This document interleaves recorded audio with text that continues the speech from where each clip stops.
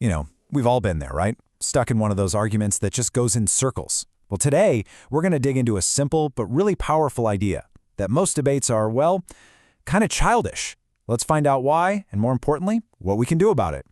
Seriously, think about it. The last time you were in a heated discussion, maybe online, maybe at a family dinner, did it actually end with someone going, "You know what, you've changed my mind"? It happens, sure, but it's pretty rare. So what is going on there? Why don't they work? Well, it turns out the problem usually isn't the topic itself. It's the whole framework of the debate.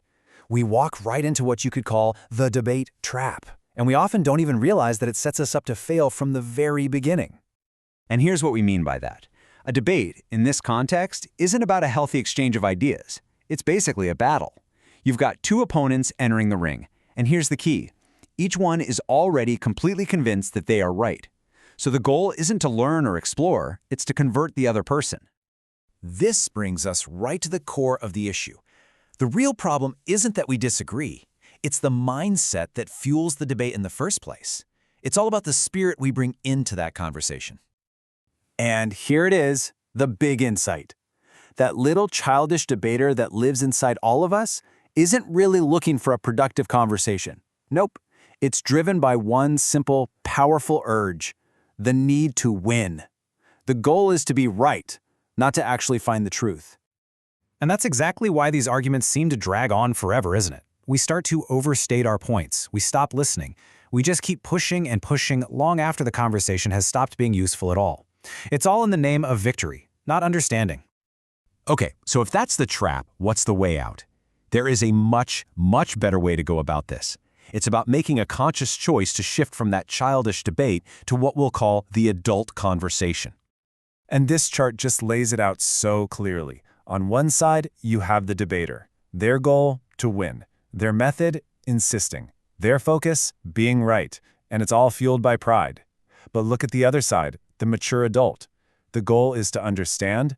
The method is listening. The focus is on finding the truth. And it's all grounded in humility. It's a totally different ballgame. So what does this actually look like? Well, for starters, it means you're genuinely trying to understand where the other person is coming from. It means being mature enough to say, hey, that's a good point. Because let's be real, almost every perspective has some piece of truth in it. And so importantly, it means knowing when to just take a break if things get too heated. To make this even clearer, let's try a little metaphor. Think about a disagreement not as a fight to be won, but as a puzzle we're trying to solve, together. So, picture two people at a table, and between them are all the scattered, colorful pieces of a single, really complex puzzle. They both have the same goal, to see that finished picture, but they have two very different ways they could go about it. Okay, so in scenario one, the debate, they're sitting on opposite sides of the table. They're each working on their own little section of the puzzle, kind of criticizing the other person's progress and insisting that their little chunk of pieces is the only correct way to start. It's competitive, it's frustrating, and it's pretty lonely. But now, let's imagine a completely different approach. This is scenario two, the conversation. You can just feel the whole vibe in the room shift, can't you? Here, they're on the same side of the table. They're actually working together, sharing insights, helping each other see connections. Hey, you know what? I think that blue piece you have might actually fit over here with my part. The goal is completely shared. It's not about who's better at puzzles. It's about solving the puzzle together. So, I have to ask, which one of these is more productive? Which one is more helpful? Heck, which one is more loving? I think the answer is pretty obvious, isn't it? And that really brings us to the final and most important point.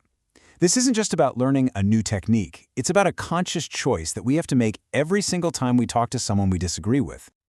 This quote just hits the nail on the head. Real humility is recognizing that our own perspective is limited. We each have a few puzzle pieces, but not a single one of us has the whole picture. No, look, making this choice isn't always easy. Our ego, that childish debater, it loves to be in charge. But choosing to understand instead of to win, that's not a sign of weakness. That is a sign of incredible strength. It takes real patience and wisdom. So the next time you feel that urge to win an argument, just take a breath. Remember the puzzle. What if, instead of trying to win, we just tried to understand? What if we let wisdom and not our pride be our guide? Hey, if this gave you a new way to think about things, We'd really appreciate it if you'd show some support by liking and subscribing, and maybe share this with someone who could use it. And let us know in the comments, what's one thing you'll try to do differently in your next disagreement? If you want to dig deeper into these ideas, the source article is linked right there in the description for you, and you'll also find a link to join a living network of seekers for God's kingdom. Thanks so much for joining us.